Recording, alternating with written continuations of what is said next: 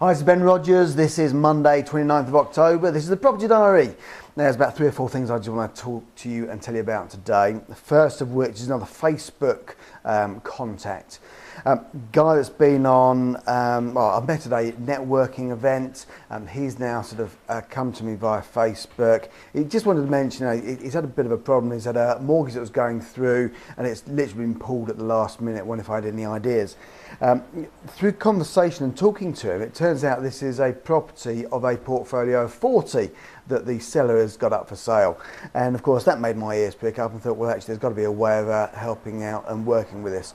So I've given him a bunch of ideas and he's going to go on way. He's still going to try and get his mortgage sorted out, but he's also going to go back to the owner and see if there's ways that we can potentially work on all 40. So again, Facebook works an absolute treat.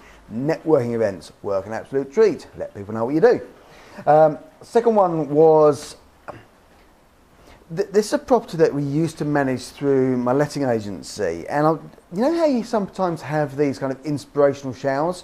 This morning, or actually yesterday morning, I was sitting there in the shower and I was thinking about sort of property, and I suddenly started thinking about this one old property that we used to look after. And it's a 5-bed property.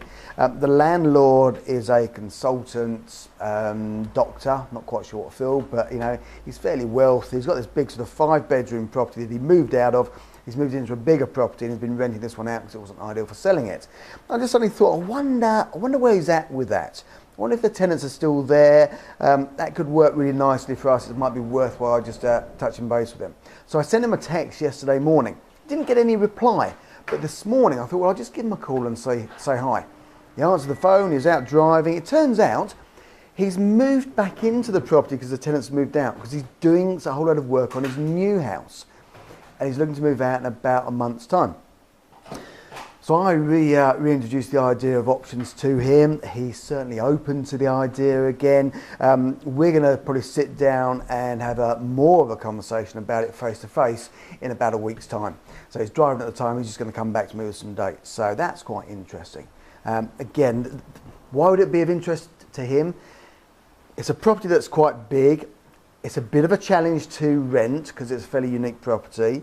He does ideally want to sell it, but he wants the market to go up, and it could work for me. Well, there you go. That's grounds for having a conversation, isn't it? Now, you meant on Friday it was newspaper time, and you know we sent a whole load of texts out to these. I just want to give you a bit of feedback on that. Sent 28 texts, of which we got 8 text replies in response, and 6 phone calls. Now, I haven't actually picked up on 5 of those phone calls yet, but they've all left messages, which is interesting. And the 6th one, I actually answered straight away. Now, he is a builder. The property that he's got was a 1-bedroom flat. He doesn't want to do an option on it. It's a long-term keeper type property. But what he has mentioned is that he's about to build or he's starting the new year, a build on a whole block of flats. And would I maybe be interested in 1 or 2 of them? Well, yeah, of course. So, again, who knew that would come from something like this? Is it right now? Is it going to put bucks into the bank today? No, of course it's not. But is it going into my hopper so that I know that I need to speak to him in January? Absolutely, it's gone in the diary. And will I have a conversation that I can speak to him? Yeah, I spoke to you back in October last year. You said you're doing this. We talked about that. How's it going? I'll keep in touch. These won't be finished probably until this time next year. But then I just keep on chipping away and having a conversation with him and telling him what we can do. And who knows what other opportunities might come up in the meantime from the relationship I build with him. So that was quite interesting.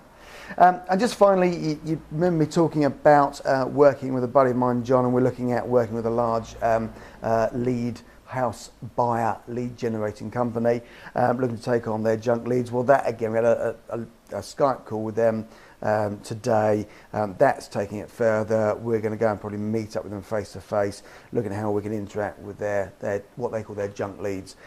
It's quite interesting chatting to them. They don't want to do what we do. They are very good at doing what they do, which is buying 25% B&B. And they do a lot of it and they make great money from it, and they chuck lots of money at their marketing, and their marketing brings in all sorts of stuff.